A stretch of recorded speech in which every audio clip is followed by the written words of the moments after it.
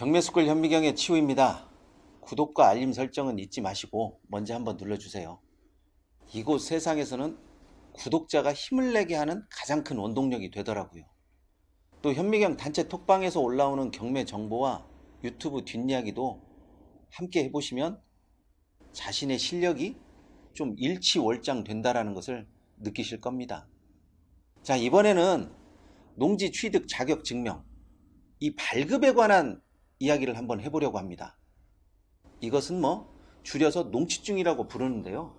지목이 농지, 다시 말해서 전, 답, 과수원, 이것이면 예외가 있기는 있지만 거의 발급을 받아야 한다라고 그렇게 생각을 하시는 게 좋습니다. 이 농취증을 발급받아야만 소유권을 이전할 수 있기 때문에 농지 취득 절차에 있어서 가장 중요한 과정 중에 하나입니다. 그런데도 농지법이 개정되면서 농취증 발급에도 여러 가지 어려움이 늘어나기 시작했어요. 우선 1000제곱미터 미만의 농지에는 농취증 발급 신청서만 작성하면 되지만 1000제곱미터 이상이면 추가적으로 농업 경영 계획서도 함께 작성해야만 합니다.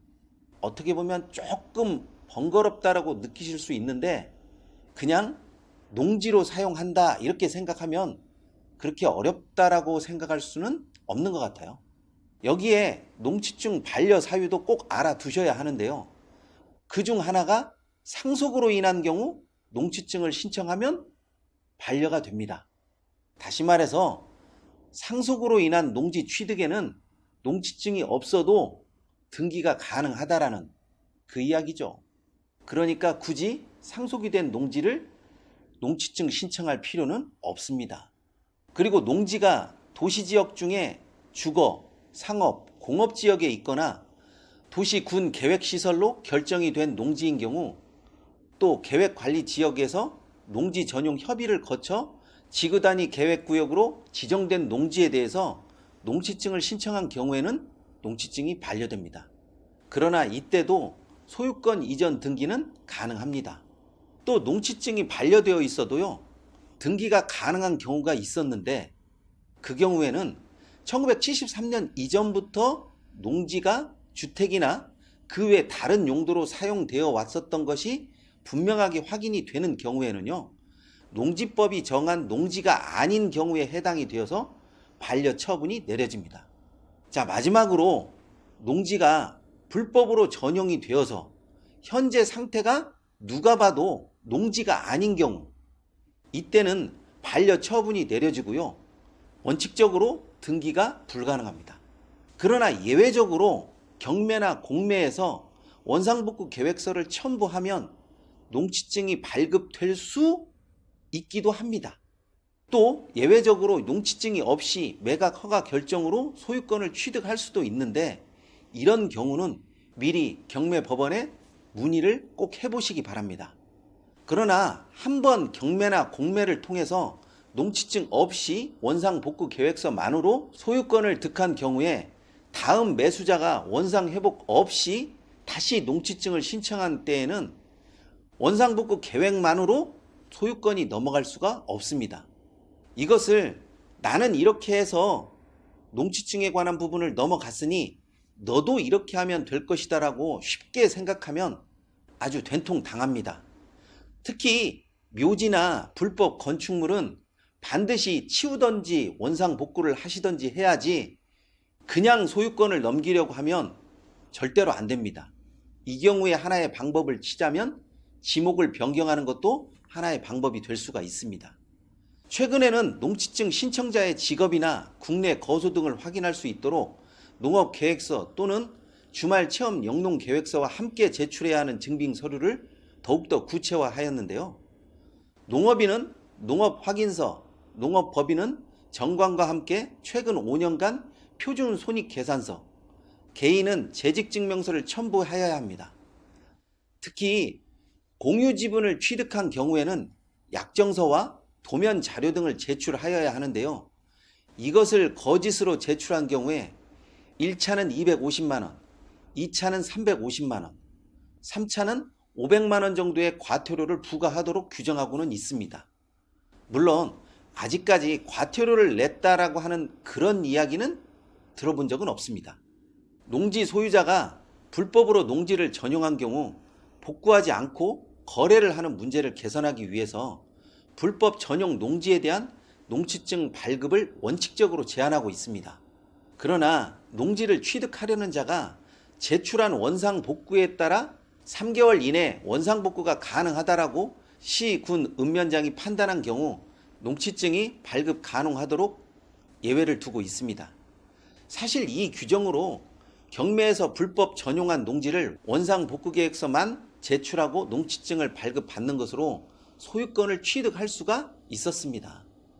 이런 것들은 거의 원론적인 이야기인데요. 농지를 농지처럼 사용만 하고 있으면 사실상 농취증은 크게 문제되는 경우가 거의 없습니다. 그런데 정작 문제가 되는 것은 잔머리를 쓰려고 하는 도시 투자자들 때문에 이런 일들이 왕왕 벌어집니다. 그 문제들 중에 하나가 바로 농업진흥구역 내에 있는 1000제곱미터 미만의 농지에 농취증을 발급받을 수 있느냐, 이 문제거든요. 원칙적으로 농업진흥구역 내 농지의 농취증은 주말 체험 영농으로 발급받을 수가 없습니다. 오로지 농업 경영을 할 수 있는 농업인만 농취증을 받을 수 있는 거죠. 여기에 대한 갑론을박이 정말 많이 있는데 원칙을 알고 있으면 해결을 조금 쉽게 할 수 있는 방법이 떠오르실 겁니다.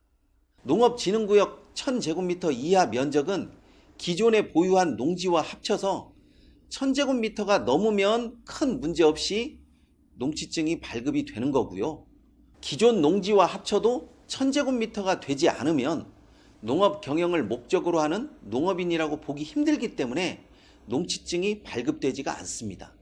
농지법을 보면 농업진흥구역은 농업 경영 목적으로만 농취증을 발급할 수 있다라고 나와 있는데, 농지법 시행령을 보면 신청 당시 농업 경영인이 아닌 자가 농업 경영을 하고자 농취증을 신청하는 경우 농업 경영을 하려는 자의 농지가 1000제곱미터 이상이 되어야 한다라고 나와 있습니다. 따라서 농업진흥구역 내에서는 웬만하면 1000제곱미터 이상을 매입해야 하고, 그렇지 않으면 다른 농지를 구입하거나 아니면 농지 임대차 계약을 맺어서 실경작지가 1000제곱미터 이상이 되게끔 하는 방법으로 농지의 소유권을 취득할 수는 있습니다. 만약 경매 농지를 이런 식으로 낙찰받게 되었다면 농취증 반려 처분 사유를 적어서 소유권 이전 등록을 한 후 농취증 보정을 진행하는 방식을 사용할 수도 있습니다. 이것은 경매 법원마다 해석이 약간씩 다를 수가 있기 때문에 꼭 농취증에 대한 것을 미리 문의한 후에 진행하시기 바랍니다. 농취증 문제가 간단하면서도 복잡한 것은 최초 농지 소유가 농업진흥구역 내에 있는 1000제곱미터 미만의 농지를 구입하려고 하는 것에서부터 출발을 해요. 이런 경우 거의 농업 경영의 의지가 없다라고 판단하기 때문에 농지 소유를 엄격하게 제한하려는 것 뿐이에요. 다 아시겠지만 LH 농지 투기 사태로 벌어진 일들입니다. 해결하려고만 한다면 농취증 발급이 안 돼요 하는 이런 문제는요, 약간의 지식과 잔머리를 좀 굴리면 해결이 가능한 방법이 여러 가지가 떠오를 겁니다. 농취증이 소유권 취득의 중요한 요소가 된다라고 생각되면 미리 농지 취득 전에 대비를 많이 해보시기 바랍니다.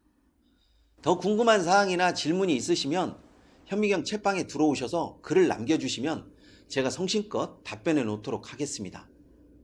이번 시간은 여기까지 하도록 하겠습니다.